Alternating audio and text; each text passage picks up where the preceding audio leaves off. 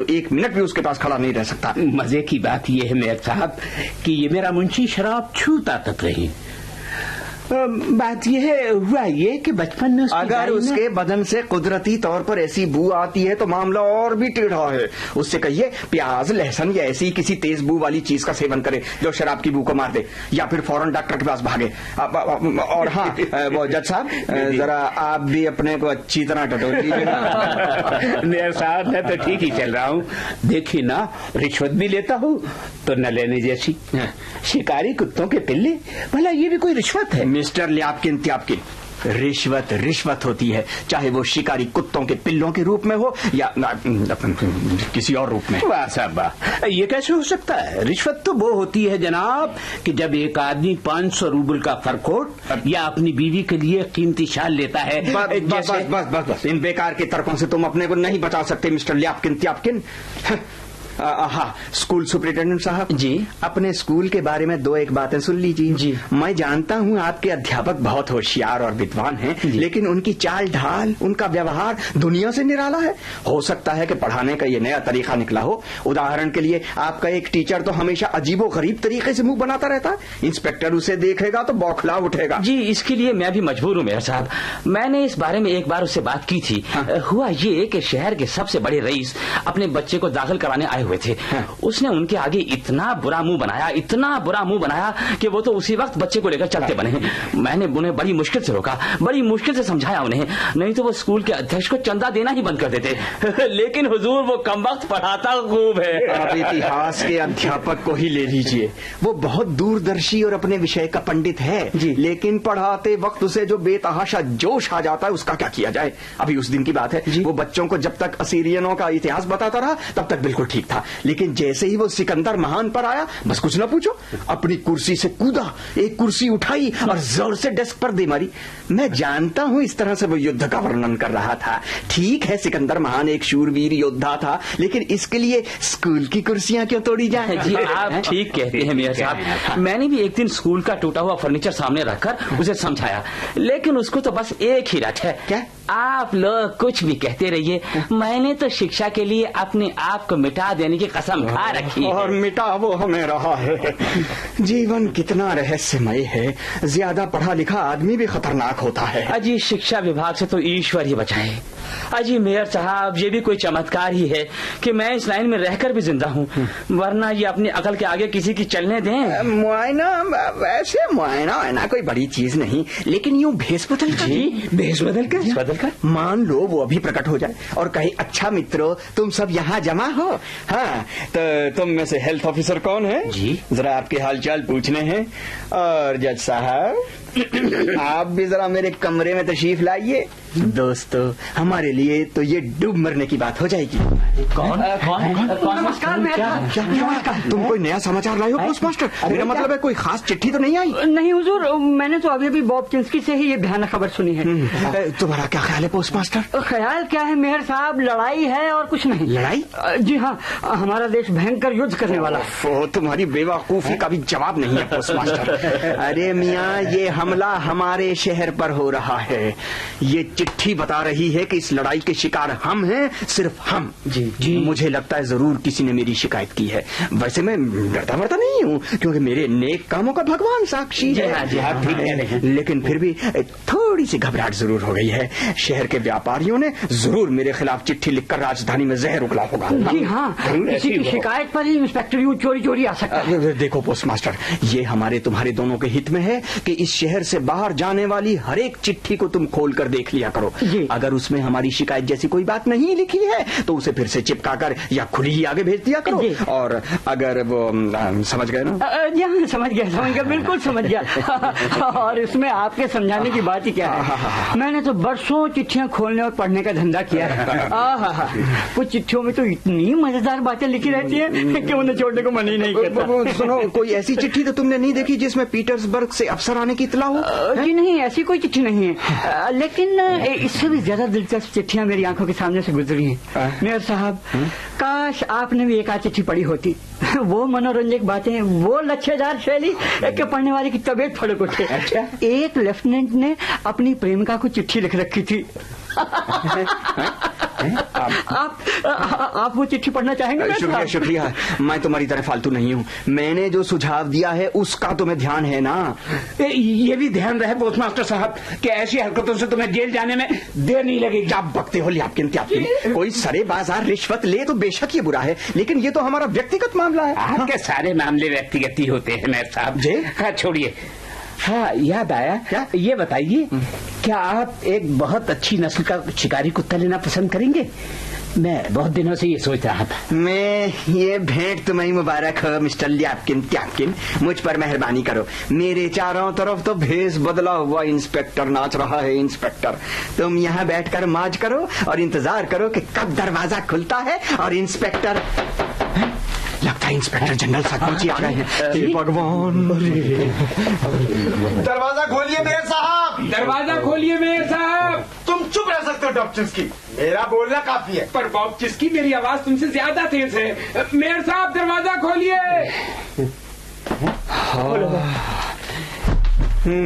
ये आप दोनों महाशय हैं। कमाल हो गया मेयर साहब, कमाल हो गया। सपने में भी इस बात की उम्मीद नहीं थी। क्या हुआ? खबर है, हम लोग होटल में पहुंचे थे। हाँ, मैं और डॉक्टर्स होटल में पहुंचे ही थे कि डॉक्टर्स जब मैं बता रहा हूँ तो। अरे पर मुझे ही बताने दो ना डॉक्टर्स की, तुम्हारा कहने का ढंग बहुत ही बचकाना है। लेकिन तुम बीच में भूल जाओगे। तुम्हें आज तक कोई चीज याद रही? अरे जहाँ मैं भूल जाऊँ मुझे बता देना। क्या तमाशा बना रखा है तुम लोगों ने, यहाँ पहले ही मेरा दिल बैठा जा रहा है। सुन लिया ना डॉक्टर्स की। लीजिए मेयर साहब, मैं शुरू से सारी बात सुनाता हूँ। सुबह आपसे वो अहम खबर सुनकर मैं कोरोवकीन को बताने के लिए गया, लेकिन उस वक्त वो घर पर नहीं था। मैंने सोचा रूस्ता कोविंस्की को ये समाचार दे दूं, लेकिन वो भी अपने साली की शादी में बाहर गया हुआ था। मैं वापस आ ही रहा था कि मेरी मुलाकात डॉबचिंस्की से हो गई, समोसे वाले की दुकान के पास। हाँ, समोसे वाले की दुकान के पास। लेकिन इससे ये खबर आपकी नौकरानी अवधोत्या से पहले ही मिल चुकी थी। वो आबकारी की दुकान पर कुछ लेने गई थी। मेयर साहब के लिए फ्रांसीसी ब्रांडी की बोतल लेनी। हाँ, फ्रांसीसी ब्रांडी की बोतल लेनी। बीच में मत टोको डॉबचिंस्की। इसने मुझसे कहा कि मारे भूखे इसके पेट में चूहे कूद रहे हैं, तो मैं इसे कुछ खिलाने पिलाने के लिए होटल में ले गया। जैसे ही हम लोग अंदर घुसे तो एक लंबा तगड़ा खूबसूरत नवयुवक सूट बूट पहने हुए डॉक्टर्स तुम बार बार टोकते हो, ये बहुत बुरी आदत है। तो हाँ साहब, सूट बूट पहने हुए खूबसूरत नौजवान कमरे में चहलकदमी कर रहा था। रोबीला गंभीर चेहरा, जैसे कोई बहुत अहम बात सोच रहा हो। मैंने छूटते ही डॉबचिंस्की से कहा, हो न हो ये वही आदमी है। हम दौड़े दौड़े होटल के मालिक के पास गए। उसने बताया ये कोई सरकारी मुलाजिम है, पीटर्सबर्ग से आया है और सारातोव की तरफ जा रहा है। इसका नाम इवान अलेक्जेंड्रोविच हेलेस्टकोव है। लेकिन अजीब शैतान आदमी था वो भी। 2 हफ्ते से उनकी रोटियां तोड़ रहा था और उनकी शादी पर मूंग तल रहा था। न होटल से निकलने का नाम ले और न उनके बिल के चुकाने का नाम ले। होटल मालिक की बात सुनकर मैं तो जैसे उछल पड़ा।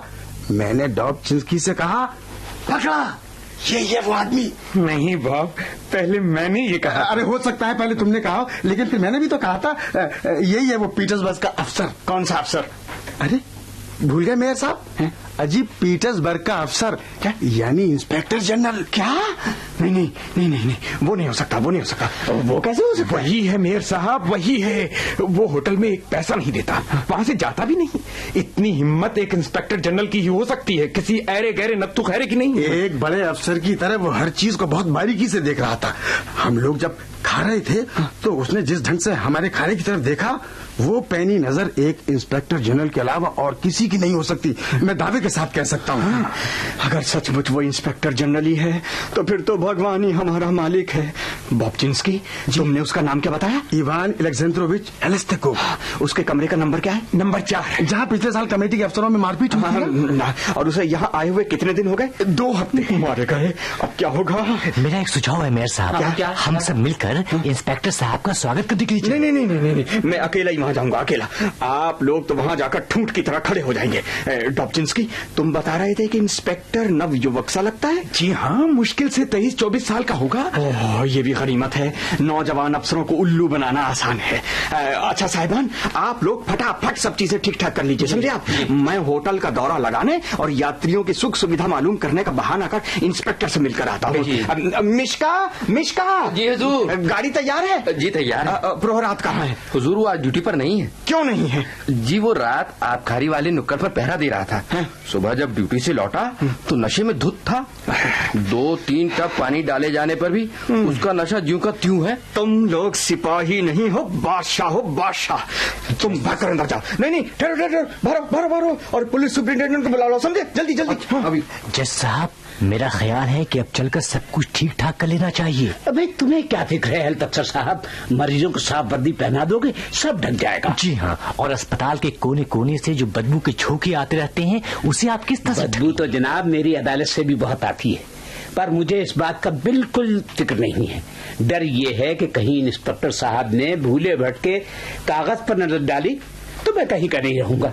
पिछले 15 साल से मैं फैसला देता आ रहा हूँ, लेकिन मैंने कसम खाने को भी कभी कागज पर नजर नहीं डाली और न पढ़ा। चिंता मत करो मित्रों, इंस्पेक्टर साहब तुम्हें इनाम दिए बिना नहीं रहेंगे। हाँ, कौन है?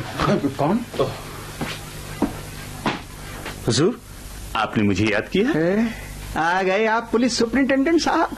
पलक झपकते देर नहीं होती कि आप ना जाने कहाँ उड़नछू हो जाते हैं। ये आलम है हमारे शहर के सम्मानीय पुलिस सुपरिंटेंडेंट का। मगर हुजूर, मैं तो बाहर के गेट पर ड्यूटी दे रहा था। सुनिए, इस शहर के मुआयने के लिए पीटर्सबर्ग से अफसर आ पहुंचा है। आपको सारा इंतजाम करना है। जल्दी से किसी लंबे तगड़े सिपाही को नई वर्दी पहनाकर पुल पर खड़ा कर दीजिए, समझे? ताकि अफसर पर रौब पड़ जाए। शहर का सारा कूड़ा किसी बुत या किसी स्मारक के पीछे फेंकवा दीजिए। शहर के एक किनारे कुछ खुदाई करवा दीजिए और मजदूरों को हिदायत दे दीजिए कि मिट्टी इधर उधर करते रहें, जिससे ये लगे वहां जमीन बराबर की जा रही है। जी, बहुत अच्छा। और हाँ, अगर खुदा ना खास्ता अफसर ने किसी पुलिस वाले से सवाल किया तुम अपनी नौकरी में खुश तो हो, तो उसे तुरंत उत्तर देना चाहिए, जी आपकी कृपा से मैं बहुत प्रसन्न और संतुष्ट हूँ।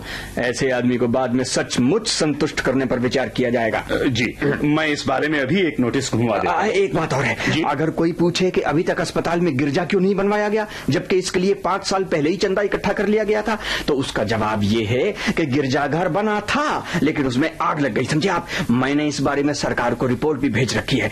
डर यही है कि तुम में से कोई बेवकूफ कहीं ये ना कह दे कि गिरजे का निर्माण तो कभी शुरू ही नहीं किया गया। अब मैं जाता हूँ। डॉप्टिंस्की, तुम मेरे साथ चलो। जी बात। मेयर साहब, मुझे भी साथ ले लीजिए। समझदारी की बात करो डॉप्टिंस्की, गाड़ी में 2 ही आदमियों की जगह। कोई बात नहीं, मैं पायदान पर ही खड़ा खड़ा चला जाऊंगा। दरअसल मैं भी दरवाजे की दरार से अफसर और आपकी भेंट देखना चाहता हूँ। अच्छा, आइए, चलिए। सुनिए। अरे पापा तो चले गए मम्मी। और क्या मारिया, ये देर सिर्फ तुम्हारी वजह से हुई है। मम्मी, मेरा नेकलेस कहाँ रखा है? मम्मी, मेरे हेयर पिन नहीं मिल रहे। मम्मी, क्या अफसर आ गया है? कैसा दिखता है? जवान है या बूढ़ा है? लेकिन पापा ने जाने से पहले हमें बुलाया क्यों नहीं? अब हम अफसर को कैसे देखेंगे? तू क्या देखेगी? तुझे तो पोस्ट मास्टर को देखने से भी फुर्सत नहीं मिलती। न जाने पापा का अफसर कैसा होगा। मेरा दिल कहता है वो बहुत सुंदर होगा।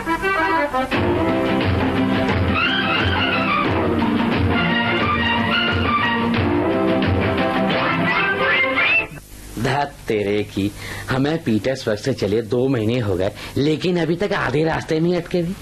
लेकिन हमारे मालिक साहब को इसकी कोई फिक्र ही नहीं।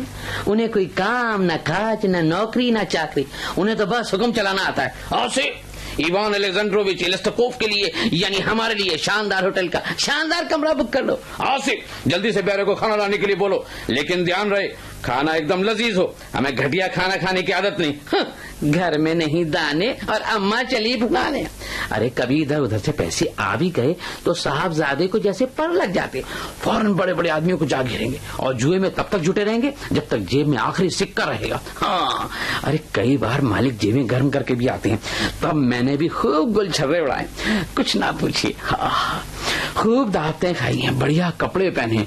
मैं और मालिक बाजार से निकलते हैं तो दुकानदार सिर झुका झुका कर स्वागत करते हैं। आइए आइए श्रीमान, हमारी दुकान पवित्र कीजिए। ओह, आज तो भूख के मारे ठीक से हंसा भी नहीं जा रहा। और होटल का मालिक है कि हमारी तरफ देखता तक नहीं। इतने जोर की भूख लगी है कि मालिक आ गए। मालिक, आज तो आप शहर से जल्दी वापस आ गए। नीचे जाकर मेरे लिए खाना ले आओ, बहुत जोर की भूख लगी है। मालिक, ये काम मेरे बस का नहीं है। क्या? मालिक, मेरा मतलब है मेरे जाने का कोई फायदा ही नहीं होगा। होटल के मालिक ने साफ साफ कह दिया है कि जब तक आप उसका पिछला बिल नहीं चुका देते वो हमारे खाने की छुट्टी रखेगा। उसकी शे मजाल कि हमें खाना देने से इनकार करे।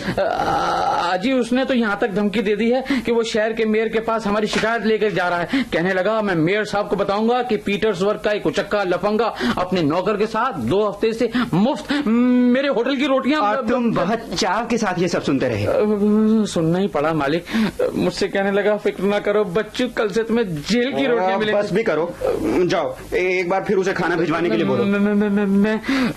मैं उसे यहीं बुला लाता हूँ, आप खुद ही उससे बात कर लीजिए ना। मैं ऐसे घटिया आदमी की शक्ल तक देखना पसंद नहीं करता। अच्छा आप कहते हैं तो एक बार फिर बात करता हूँ। इतनी भूख लगना भी मुसीबत है। इवान अलेक्जेंड्रोविच हेलेस्तुको, तुम भी किस भूखे शहर में आकर फंस गए। यहाँ तो रहने का मजा ही नहीं आ रहा, पर यहाँ से निकलें भी कैसे? जेब में फूटी कौड़ी नहीं, और उधर सारा तो में बाबा मेरी प्रतीक्षा कर रहे होंगे। बाबा समझते हैं मैं पीटर्सबर्ग में किसी अच्छी खासी नौकरी में हूँ, और हमें अभी तक ये भी नहीं मालूम कि नौकरी किस बला का नाम। मालिक लीजिए, वेटर खाना लेकर आ गया। खाना? जी। यानी कि खाना? खाना? हमारे मालिक ने कहा है आज के बाद आपको खाना नहीं मिलेगा। भाड़ में जाए तुम्हारा मालिक। मेरा मतलब है मित्र, पैसा वैसा कोई बड़ी चीज नहीं है। मुझे खाने का इतना चाव नहीं है, लेकिन इसलिए खाता हूँ क्योंकि मुझे खाना है। हाँ जी जी। छोड़ो छोड़ो छोड़ो। ये क्या, सिर्फ सूप और मुर्गा? ये क्या बदतमीजी है? इसे ले जाओ और अपने मालिक से कहो ये बहुत कम है। मालिक कहते हैं ये जरूरत से ज्यादा है। बकता है। और बाकी चीजें कहाँ गई? मछली, कलेजी, कटलेट और वो अचार चटनी? बाकी चीजें नहीं है। क्यों नहीं? अरे मैंने ऊपर आते हुए खिड़की से झांक कर देखा था, तो पिद्दी से घाव उंगलियां चाट चाट कर दुनिया भर की चीजें हड़प रहे। अजीब है, ऊंचे ग्राहकों के लिए हैं, आप जैसों के लिए नहीं। बको मत, मेरे गले में वो चीजें अटकती। वो लोग भी तो मुझ जैसे मुसाफिर हैं। फर्क है हुजूर, वो नकद दाम देते हैं और आप। मैं इतनी ग़िज़ा नहीं खाता कि तुम जैसे जाहिल गमार से बहस कर सकूं। ये सूप है जैसे गर्म पानी में नमक खोल दिया गया। कोई बात नहीं हुजूर, मालिक ने कहा था आपको जरूरत ना हो तो वापस ले आना। वापस ले आना? लो आसिफ, बाकी तुम पी लो। बहुत अच्छा। ये मुर्गा बना, मुंह में रखते ही जबड़ा अलग हो जाए जैसे किसी पेड़ का ठूंठ हो। लो आसिफ, थोड़ा तुम भी लो।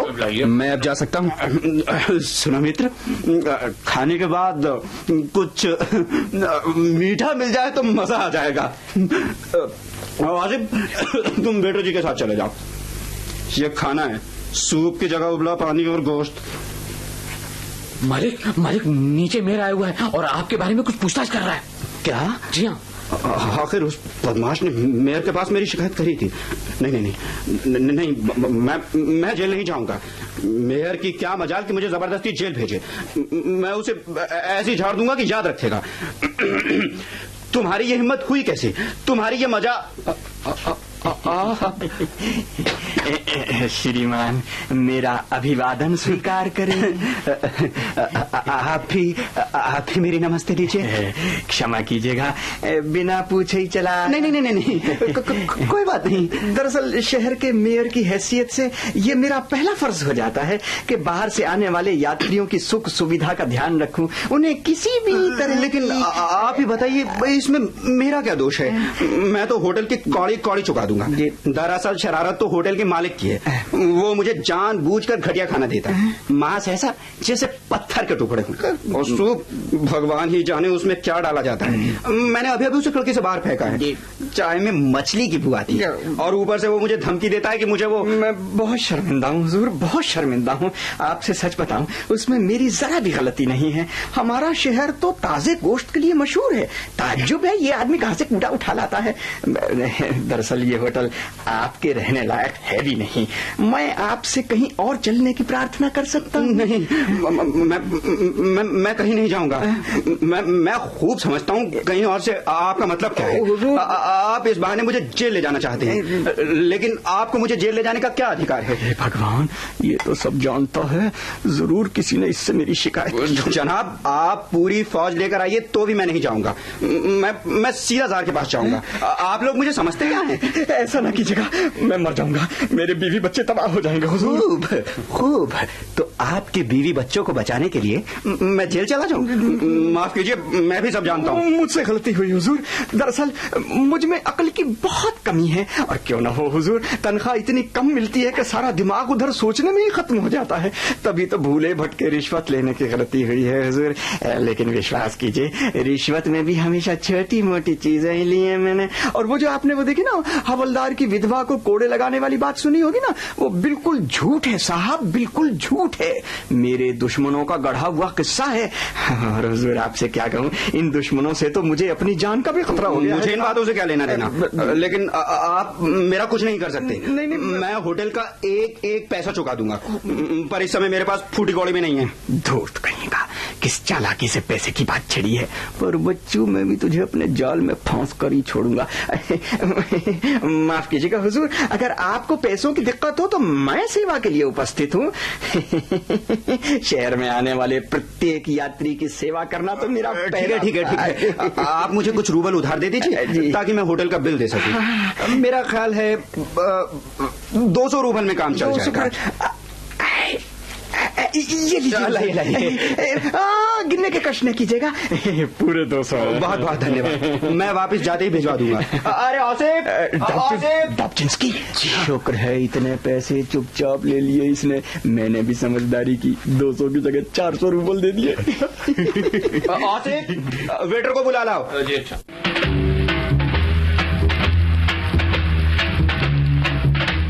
इंस्पेक्टर जनरल गोगोल के इस प्रसिद्ध नाटक के हिंदी रेडियो रूपांतरण का पहला भाग अभी आपने सुना। रूपांतरकार थे शैलेंद्र, निर्देशक सत्येंद्र शरत, प्रस्तुति विविध भारती की थी। इस नाटक का दूसरा और अंतिम भाग आप सुनेंगे कल नाट्य तरंग में। अब आज का नाट्य तरंग कार्यक्रम संपन्न होता है। विविध भारती पर हर रोज दिन में 1 बजे विविध भारती की गीत माला आपके साथ। जन्म जन्म का साथ है तुम्हारा। इस कार्यक्रम में हर पायदान पर होगी आपकी भागीदारी। हम और तुम, तो हम और आप पिरोएंगे गीतों की इस माला के मोती साथ साथ। हम साथ हैं। जुड़े रहिए हमारे साथ विविध भारती के फेसबुक पेज पर। विविध भारती की गीत माला हर रोज दिन में 1 बजे। विविध भारती, आपका जीवन संगीत।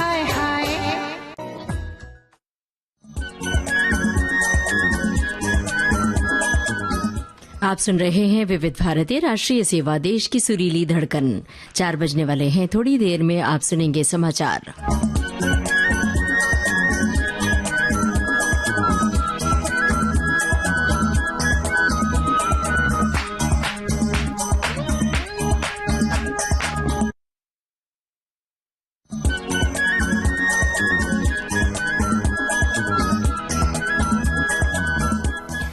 ये आकाशवाणी है। अब आप कनकलता से समाचार सुनिए।